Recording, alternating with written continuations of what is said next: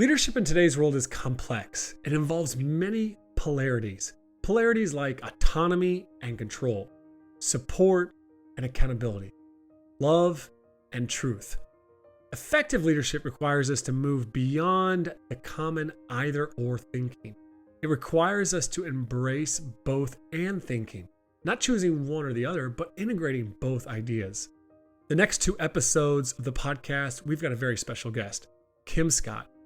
She's here to discuss one of the most prevalent polarities in leadership today, candor and compassion.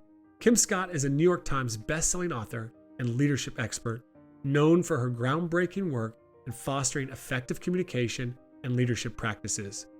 With a wealth of experience in Silicon Valley and beyond, Kim has established herself as a prominent advocate for building strong, engaged teams through a concept she has coined as radical candor.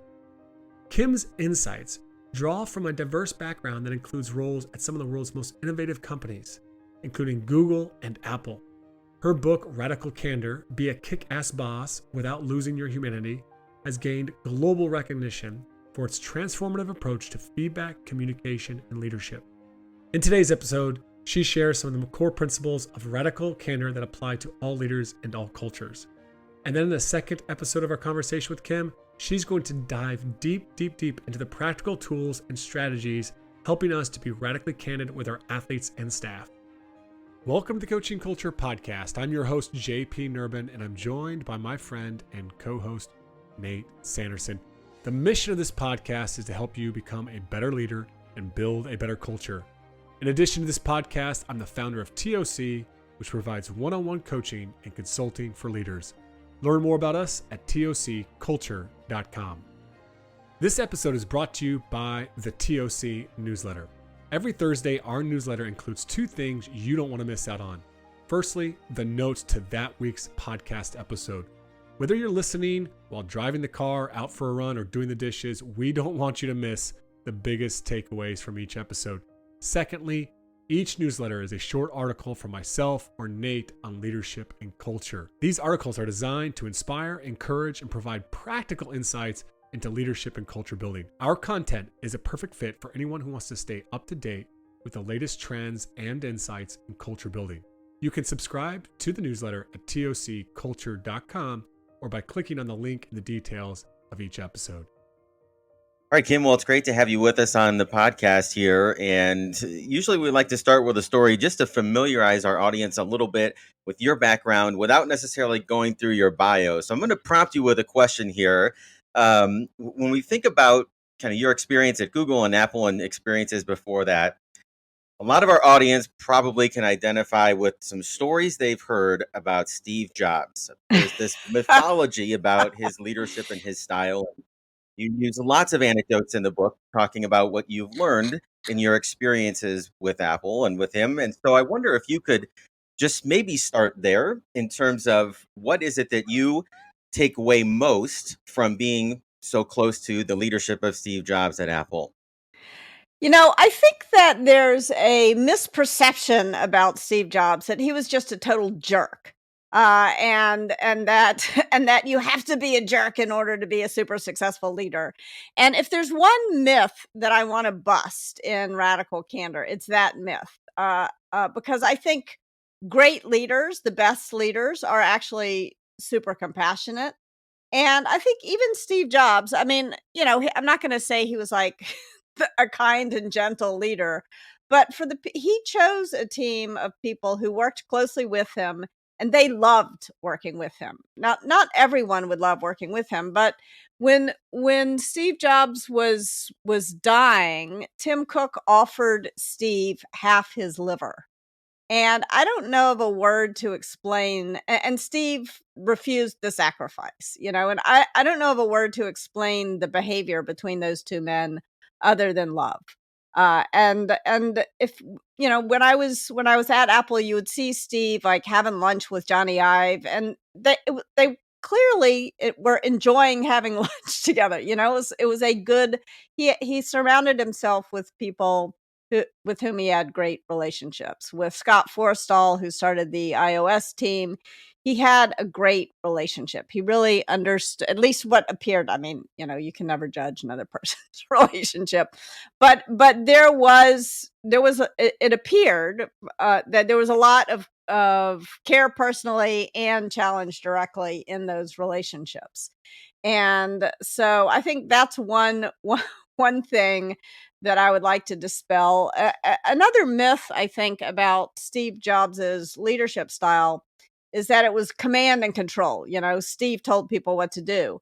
But he really didn't. There was this notion at Apple of the directly responsible individual, and those people were responsible for their work. Nobody was telling them what to do. In fact, there's a good interview I can send you for the show notes. There's a good interview with Steve Jobs where he says, at Apple, we hire people who tell us what to do, not the other way around.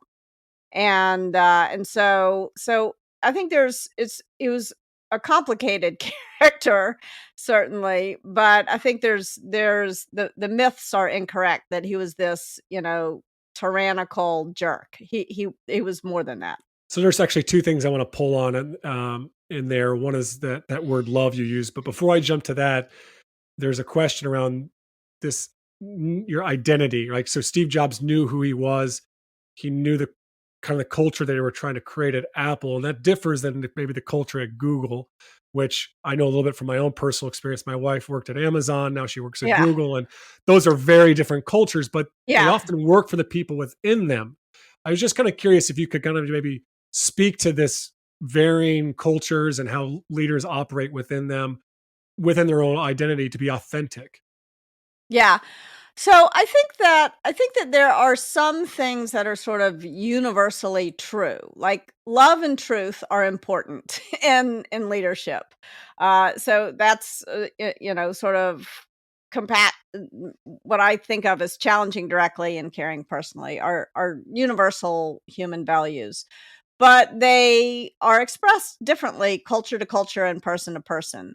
And so I would characterize Google's culture as sort of radically candid with maybe a dose of ruinous empathy. There's a lot of care personally in the culture. And by the way, that's kind of the theoretical Google, the the aspirational Google. There are people who did not experience care personally at all at Google. I just want to be clear about that. I don't want to take anything away. Nothing that I'm saying is absolute.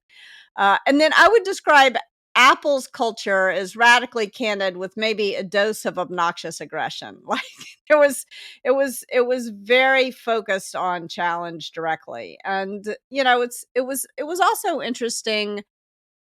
Google's culture is kind of like let 1,000 flowers bloom, and Apple's culture is very much cultivate one or two or three or four, maybe four flowers. And so it's a different approach to innovation, and both work, by the way.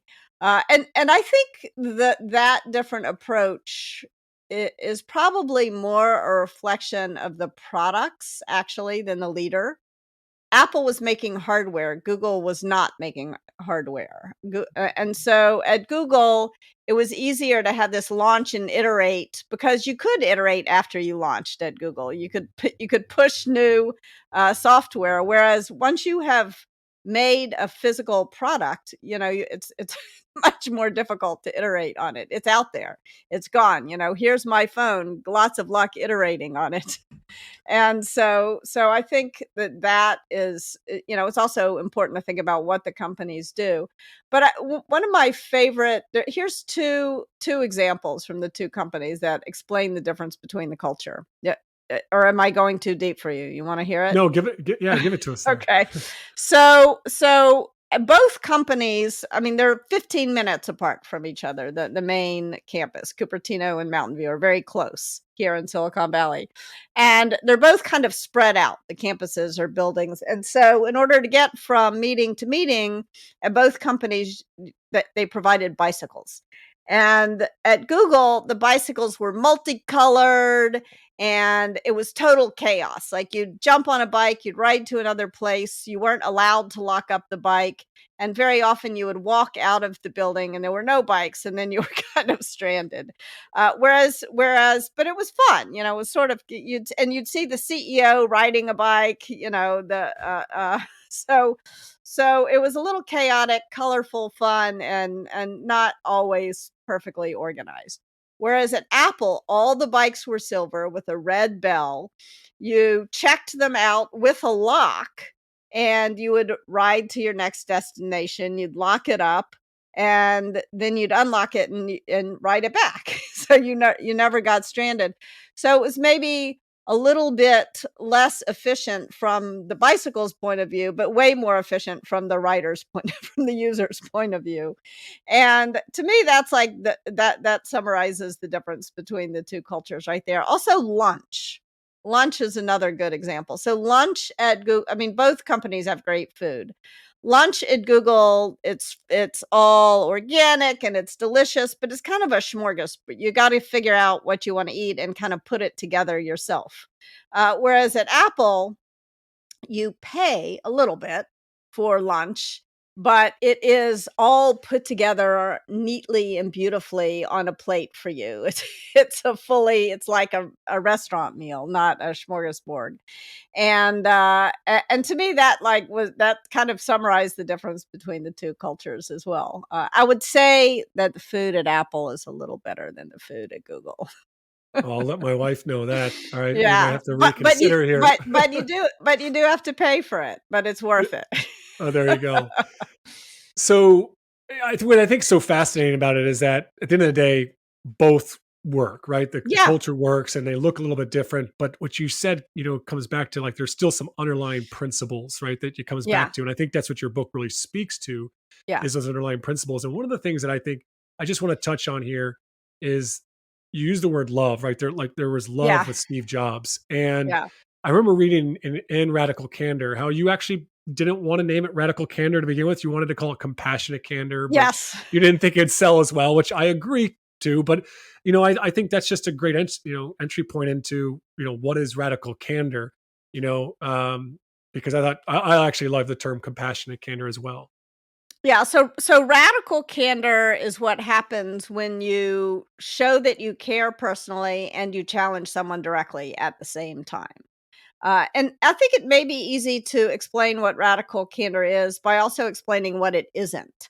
So, radical candor is not obnoxious aggression. Obnoxious aggression is what happens when you challenge directly without showing that you care personally.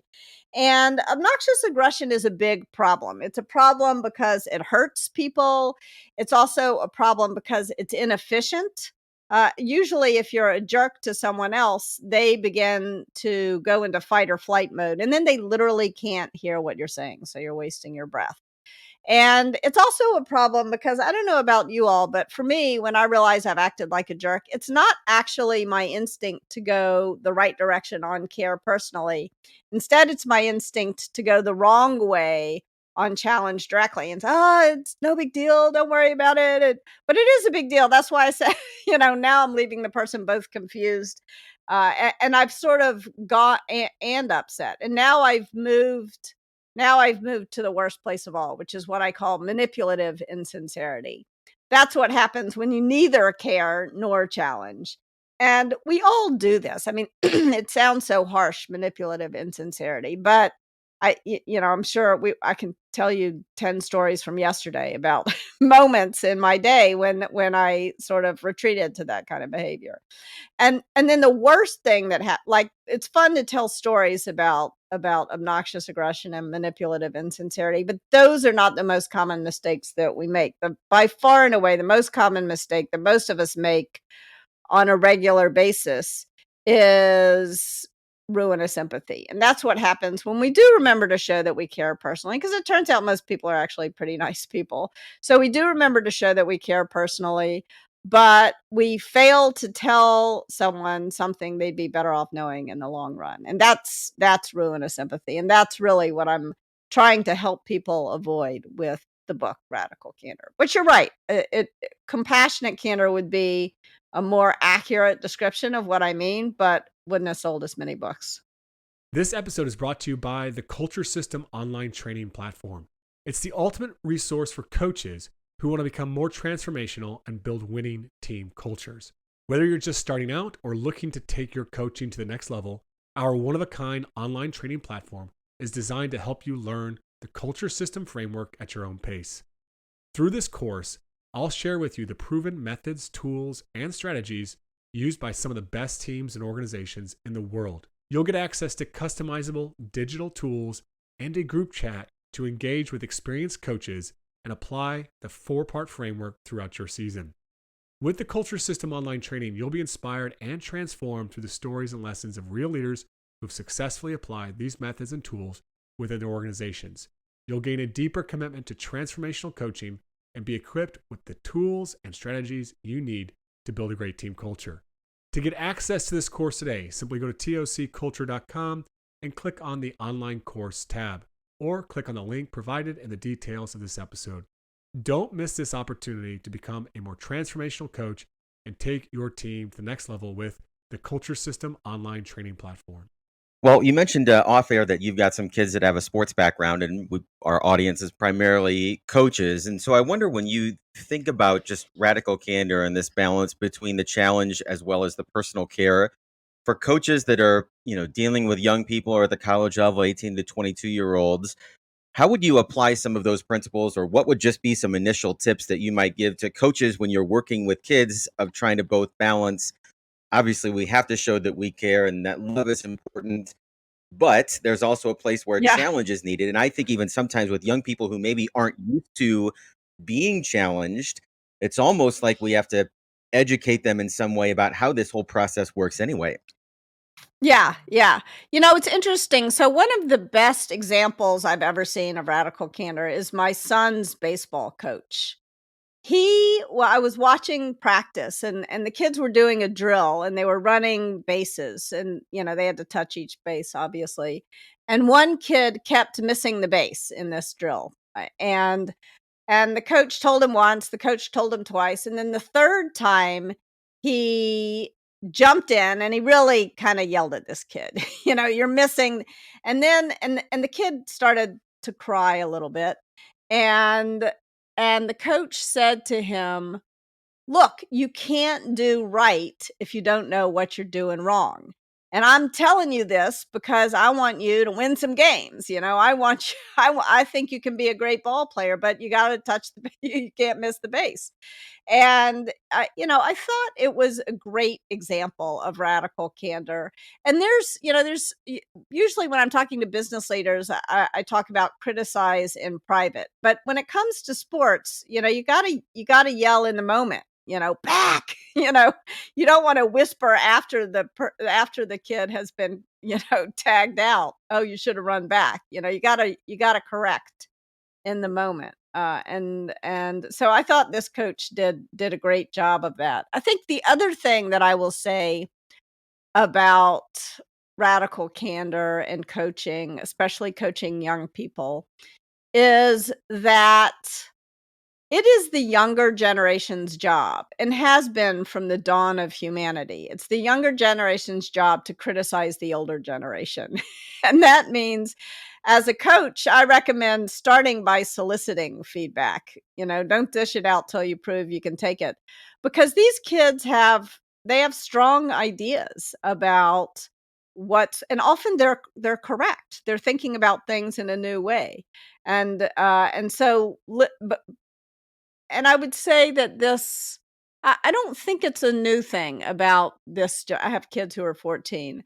I think I was the same way at 14. Like, I really wanted to tell my teachers, my coaches, my parents, like, what they were doing wrong. That's especially a teenager's instinct. And I think that it's a good idea to listen to what they're saying to you. I mean, they're not you don't have to agree with it all the time, but listen to it, because often there's some wisdom there. Yeah, we're going to dive a little bit more into that, shortly, on the feedback and, handling criticism, because there's so much good stuff in your book on that. Before we jump into that, though, what really impressed me was, here's a book for leaders that are working in large corporate America, and you emphasized relationships so much. And the interesting Yeah. thing that we're learning a lot about Generation Z and the newer generations of athletes that are coming in there, one of the biggest pieces of feedback that we're seeing on forums when we work with these teams at all levels, from collegiate Division 1 down to the youth level, is that the athletes want a relationship with their coaches these days. And Yeah. you give a lot of great tips and strategies. And I think you kind of helped develop maybe some of the models for how to develop relationships at companies like Google and Apple. And I just wondered if you could speak to the importance of building those relationships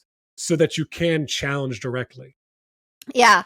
I mean, I think that again, I don't think this is new. I think people have always wanted to have a relation that we long for guidance as human beings. I mean, nobody really wants quote unquote feedback because feedback is screechy and makes you want to put your hand over your ears. But we long for guidance. We long to learn from people who've been there ahead of us, and this is the job of a parent, of a teacher, of a coach, of a professor, of a manager, is to offer guidance. But you can't possibly, I mean, that's part of the job. I would say if you're working with a group of people to achieve anything, whether it's winning a game or building a product or anything else. There's three, you're responsible for three things. You're responsible for creating this culture of guidance where people can tell each other what's going well and what's not going well. You're responsible for putting the right people in the right roles, for building a great team, and you're responsible for getting stuff done, for winning games or for building a product or whatever, turning a profit. And if you think about it, how can you do that with your team? If you think you can do those three things without building a relationship with your direct reports, you're just kidding yourself. There's ample evidence that shows that command and control doesn't work all that well, especially when you're trying to optimize for collaboration, to build a team where people are really cooperating with one another, and a team on which people have to respect one another. They have to, and by respect, there's two definitions of respect, which is kind of interesting. One is that is sort of respecting someone else's identity, feelings, who they are, how they're feeling, how they're showing up that day. And that's something that we owe to everyone. The other is respect that has to be earned for some skill that's been developed over time. It's kind of confusing. But when I'm talking about respect, I'm like, this is something you owe to everyone, being respectful. So I think that if you think that you can create this psychologically safe environment where people can give each other feedback and give you feedback, and where they feel safe soliciting feedback. If you think that you can build a great team and understand who should be in which role, if you think you can get stuff done, if you can align a team around a set of goals without building relationships, you're wrong. You're kidding yourself. Yeah, let me jump in there. I'm just curious, when you think about coaches and athletes today, even, because your son or daughter, or they're playing baseball Both and of them. yeah, Daughter's playing volleyball, son's playing baseball. daughter's playing volleyball. There you go. So, you know, what would be effective ways for coaches to start to build those relationships that you might have learned along the path here working with so many companies? Yeah. It can be really quick. Building relationships doesn't I'm not talking, it's really not about the bonding events, that it's about these moments that happen. So one of the very tactical things I tell people is when you're sitting down to have a staff meeting if you're in corporate America, or a team meeting if you're a coach, you want to, before you jump into what you're trying to tell people, you want to go around the room and let people have a couple of seconds each, like 30 seconds each. What's going on? Funny story from the weekend, some kind of way that they can tell each other what they're bringing into that meeting with them from the rest of their lives. Because pretending like nothing else is happening except that meeting it's wrong. It's incorrect. And sometimes it feels inefficient, these moments of chit chat, this 5 or 10 minutes of chit chat before you start. But it's actually really efficient because if someone comes in and let's say their dog has just died, like they're looking upset and everybody else is like, oh, why is Kim mad at me? And I'm not mad at anybody. I'm upset because my dog has just died. But if you give a little bit of a moment for people to tell each other what's going on, then they better understand what the mood that is coming into the room. So I think that's one very tactical thing, just like connect before content. Before you jump into the strategy for the game, let people talk about what's going on for them. So simple things like that. I think another thing that coaches can do is sort of have conversations with each of their players, and this does not have to take endless amounts of time, but a little bit about what is their history. What have they done before this moment? Have they played other sports? And you're sort of trying to understand what motivates each of your players or each of your team members. And so if someone used to swim and now they're playing baseball, ask why, why, or maybe vice versa. And maybe you find out that beating a personal best is really important to the person, or teamwork they want to be part of a team. Like, understand what motivates each person. And then you also want to sort of understand a little bit about where they're headed, their future. And imagine that you've achieved everything you want in your life. What does that look like? And maybe 3 different versions of what that looks like. Because another thing is that a mentor once said to me, only about 3% of us know what we want to do when we grow up, and they confuse the hell out of the rest of us. So let people dream a little bit with you, and then sort of figure out what can you do to help them stay motivated and take a step in the direction of their dreams. I think those are some things you can do to really get to know folks. Okay, we're going to take a break in our conversation with Kim Scott. In the meantime, we should probably make some time for some self-reflection. What are we most guilty of? Is it ruinous empathy, manipulative insecurity, obnoxious aggression? We all probably have a tendency to lean towards one or the other. Our first step towards growth, though, is awareness. Once we become aware of our tendency, then we can improve on it. So take some time for self-reflection between now and the next episode. In the next episode, we're going to be unpacking with Kim some very practical ways to become more radically candid. All right, that's it for today's episode of the Coaching Culture Podcast. Don't forget to subscribe wherever you listen to podcasts. Also, we're grateful for people who take 15 to 30 seconds just to leave us a review. And I know your friends appreciate it when you send them an episode that they find valuable. So don't hesitate to share today's episode.